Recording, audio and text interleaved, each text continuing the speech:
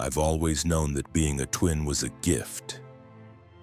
People say things like twins are soulmates or built-in best friends. But that wasn't our story, not mine and Ivy's. We were twins, yes, but we were nothing alike. My name is Emma. I was the good twin, the quiet one, the planner, the one who stayed home, made tea, remembered birthdays. Ivy was the storm. She lived with our dad after our parents split. Different city, different world. I grew up in structure. She grew up in chaos. We'd meet once or twice a year, always on edge. She'd show up late, loud, glowing with drama and fire. I'd smile and nod, trying not to flinch at her sharp words or sudden mood swings. Still, she was my sister. And even when she scared me, part of me loved her. Because that's what family does, right? Last summer, I did something I hadn't done in years. I took a solo trip. 10 days. Just me, my backpack, and a quiet cabin in the mountains with no cell service. I left my apartment in order, told my boyfriend Marcus I'd be offline, and packed light. I needed space. From work, from the city. Even from Ivy, who had just shown up out of nowhere the week before asking if she could crash for a night. She'd slept on my couch, left cigarette burns in my guest towel, and vanished without even saying goodbye. I thought she was gone again. I thought wrong. When I got back, everything felt wrong. It started at the door. My spare key didn't work. I figured maybe the lock had jammed. It happens sometimes. So I buzzed the building. The doorman, the guy I'd known for years, looked confused. Emma already came back yesterday. I blinked. What? He scratched his head. She came in with groceries, said the trip was cut short. I felt something cold slide down my spine. I'm Emma. I made it upstairs, and there it was. My door was unlocked. Inside, the lights were on. I stepped in, calling out, "Hello?" That's when I saw her, standing in my kitchen wearing my sweater, holding my mug, Ivy. She looked up and smiled. "You're early." I stared at her. "What the hell are you doing here?" She tilted her head. "Is that any way to talk to your sister?" "Get out right now." But she didn't flinch. She sat down. "Emma, calm down, you look stressed." And then she said something that made my skin crawl. "You know, stress can make people forget who they are." That's when Marcus walked in. He looked between us, a little surprised. "Hey, you're back?" I turned to him, relieved. "Yes, I just got in and..." But Ivy stood up and touched his arm. "She's confused. It's okay, babe. She's not well." Marcus looked uncomfortable. "Wait, I thought you said you had a twin." I laughed. A desperate, broken laugh. "I am Emma. That's Ivy." She stepped forward, voice calm and terrifying. "She's been struggling with identity issues. It's been happening since we were kids." Marcus looked frozen. I don't understand." She leaned in. "It's okay, sweetie. Let's give her some space. She needs rest." And then she turned back to me, eyes sharp as razors. "You need to leave, Ivy." The room spun. I couldn't breathe. She was wearing my face, my life, and now, my name. And somehow she'd convinced Marcus, the man I loved, that I was the imposter. I spent that night at a motel, crying, shaking, trying to piece together how it had all unraveled in a single hour. The next day I called the police, told them someone was impersonating me, living in my home. They showed up, spoke to Emma, and then they left, because all her documents were in order. My documents. She'd taken my wallet, my ID, even reset my bank passwords. And now on paper, she was me. I called my best friend Nora. She didn't pick up. I messaged her, "Nora, it's me, EMMA. Something's happened. Ivy's pretending to be me. She's in my apartment. I need help. Her reply came 5 hours later. Emma, are you okay? You already explained this last night. Ivy's dead, remember? Please stop messaging me. My hands trembled. I felt like I was in a nightmare I couldn't wake up from. Ivy hadn't just taken my place. She'd rewritten who I was. I had to get proof. I had to get my life back. But first, I had to figure out how far Ivy was willing to go and what she was hiding behind my stolen name. No one believed me. My boyfriend, my best friend, even the police.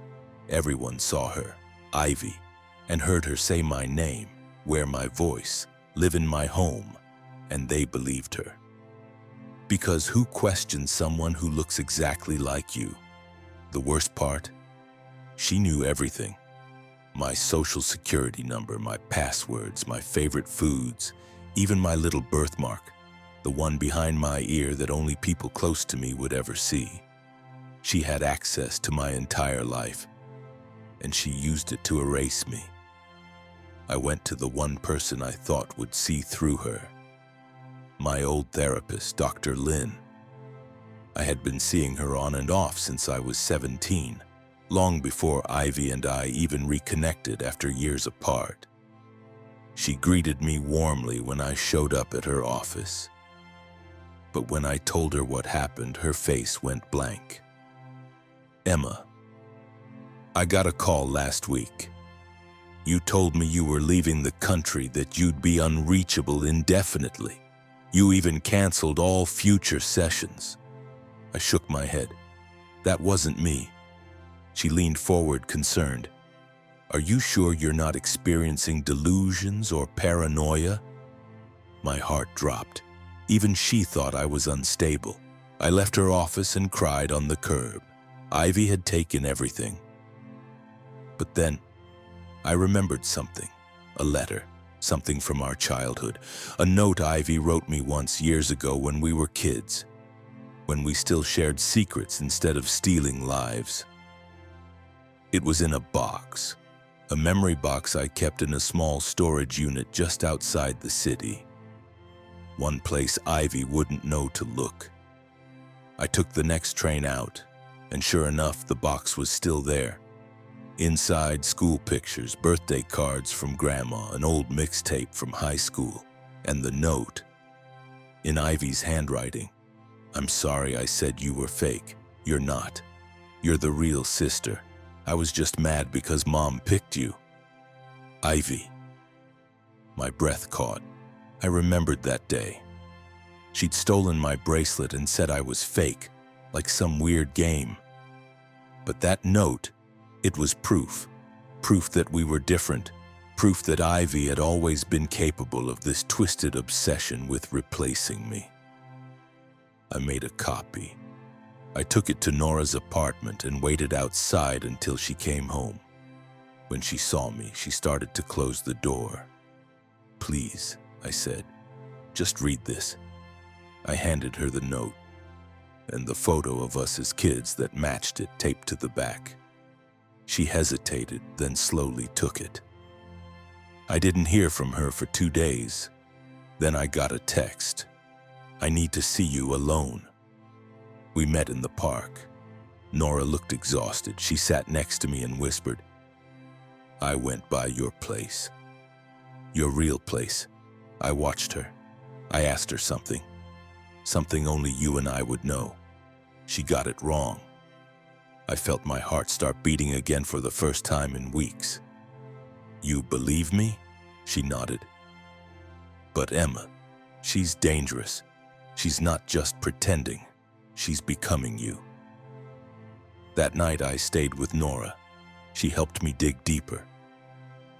We searched Ivy's social media history, tracked her old accounts, reached out to a friend of hers from her old life, a girl named Callie. Callie called us immediately. When she heard my voice, she froze. Wait, you're the real one? Yes. She lowered her voice. Ivy told me you were dead. My blood went cold. She said your mom had a breakdown and you never recovered, that she took over your life to honor you or some crap like that, but I didn't know it was a lie. Callie told us something else, that Ivy had been spiraling, that she lost her job, her apartment, and then she found out I had this perfect little life and became obsessed with it. She said she used to scroll through your Instagram for hours, studying you, memorizing captions, practicing your laugh. She was planning this for months, maybe years. I finally had someone who could testify, but it still wasn't enough. Because on paper, Ivy was me, and I was no one, so I set a trap. I texted Marcus from a new number. I told him I was a childhood friend of Emma's, and that I had something urgent to show him. He agreed to meet. We sat in a cafe, and I told him everything. He didn't believe me at first. But then, I showed him the photos, the letter, the screenshots of Ivy's messages to Callie from years ago, bragging about how easy it would be to switch lives. I showed him a scar on my hand, the one from when we went hiking and I fell on the rocks. He blinked. I remember that. Ivy wasn't even there. I nodded, but I was. Marcus stared at me for a long time. Then he whispered, "What do we do now?" And I said, "We take my life back." Marcus and I didn't go to the police right away. We knew Ivy had an answer for everything. A fake story, a practiced cry, a way to twist the truth just enough that people walked away confused. We needed something airtight, so we decided to expose her the same way she replaced me, from the inside out. It started small. Marcus texted her from our shared phone account, pretended everything was normal, said he wanted to take her out to dinner, just the two of them. She agreed, excited. While they were out, Nora and I slipped into my apartment using the spare key Marcus had swiped. We photographed everything. Her fake ID with my name, a hidden phone she used to message Callie, journal pages with creepy notes like, "Her handwriting is sloppier than mine, adjust signature." But the worst thing I found was my birth certificate, the original torn in half, burnt around the edges. When Marcus got back, he looked shaken. "She talks like you, moves like you. It's like she's convinced herself she is you." I swallowed hard, because I knew what that meant.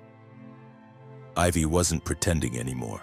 She was living it, breathing it, and if I wasn't careful, she'd convince the world that I was the intruder. We compiled everything, every photo, every message, every timeline inconsistency. Then we made a digital backup and sent it anonymously to Ivy's old workplace, the job she got fired from 2 months earlier for inappropriate conduct. 2 days later, her old boss replied. He confirmed Ivy had been caught accessing employee records, including mine. She'd used that access to collect personal information, photos, health records. He agreed to write a statement. Now we had the missing piece. We scheduled a meeting with the police. This time, we brought everything. A detective named Reyes listened quietly. When we were done, he sat back and said, "You have a strong case, but if we push forward, it's going to go public. She could face serious charges. Are you ready for that?" I looked at Marcus, then back at Detective Reyes. "She ruined my life. She tried to erase me. I'm ready." We filed a formal report, a protection order, identity fraud, and then we waited. But Ivy didn't, because she found out first. Somehow she always knew what was coming. 3 nights later, I got a voicemail, her voice. Calm, smooth, mocking. "You think you've won? Emma, sweet Emma. You've never understood how the world works. People believe the version they're most comfortable with. And I make them comfortable. You're too real, too raw. You make people uncomfortable. That's why they chose me. I deleted it, but the words stayed with me because she was right about one thing. She made people comfortable, even when she was lying. The police scheduled a formal confrontation, supervised and recorded, between me and Ivy. She didn't know I would be there. She walked in all smiles, assuming it was a follow-up from the identity report she filed, the one where she claimed I was stalking her. The moment she saw me, her smile broke. For the first time, she looked afraid. Detective Reyes asked her calmly, "Miss Emerson, can you confirm your full name?" "Emma Emerson." I stepped forward. "That's me." He slid a folder across the table. "Then can you explain why this message to Callie Jenkins was sent from your device 3 months before your sister's disappearance, referencing taking over her life?" She blinked, looked at the paper, still silent. Then he asked, "Can you explain why this signature?" He held up a document. "Doesn't match any known records of Emma Emerson's legal documentation, but does match your own signature from your terminated employment record?" Her lip trembled. "And then," she snapped, slammed her hands on the table. "You don't get it. She never appreciated any of it. The apartment, the boyfriend, the perfect little life. She walked through it like a ghost. I gave it purpose. I made it worth something." Reyes stayed calm. "So you admit you assumed your sister's identity?"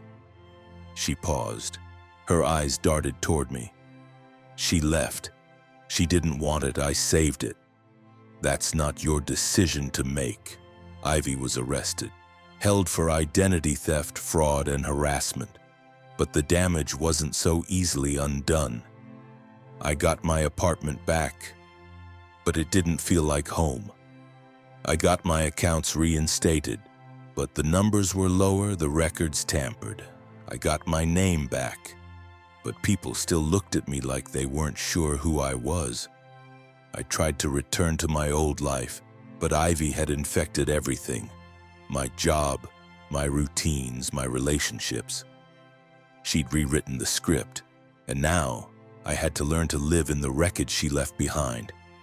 But then, one last twist came. A letter. From Ivy, from jail. "You won.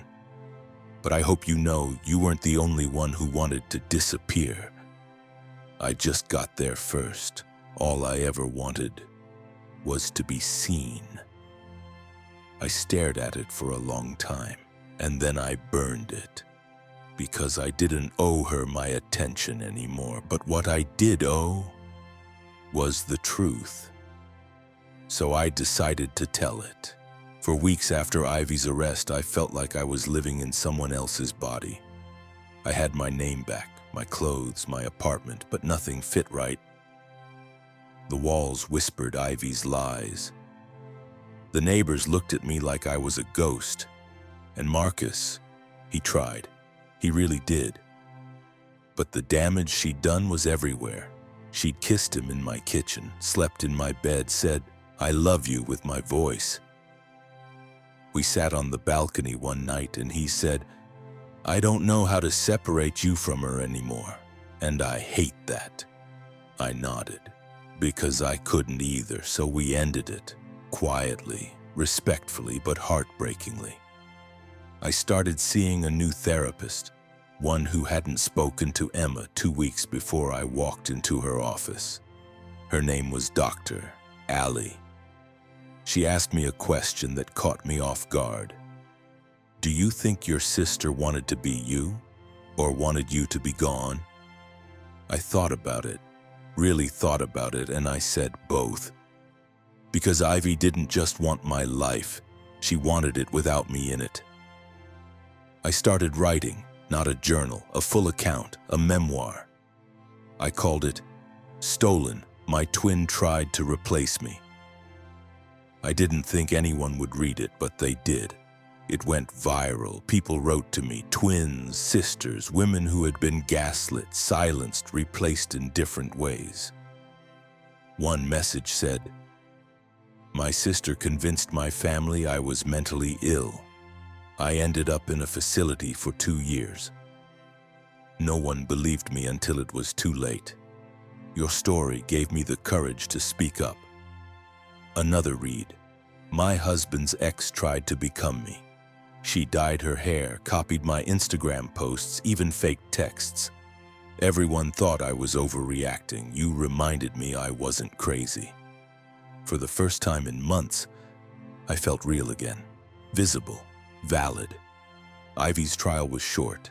She pled guilty. The judge called it a uniquely disturbing case of psychological identity theft. She was sentenced to 2 years with mandatory therapy and supervision. I didn't go to the sentencing, but she sent another letter afterward. I didn't open it. Some truths don't need revisiting. I moved out of that apartment, out of the city, into a quieter space. One where my name didn't carry shadows. I even adopted a dog, named her Echo, because for so long I was just an echo of myself, but not anymore. One morning I got a call from a producer. She said, "We read your story.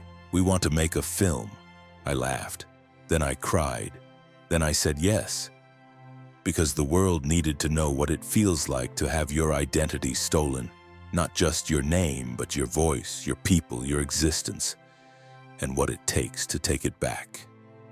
Some nights I still dream about her. She stands in a mirror wearing my face, smiling like she earned it.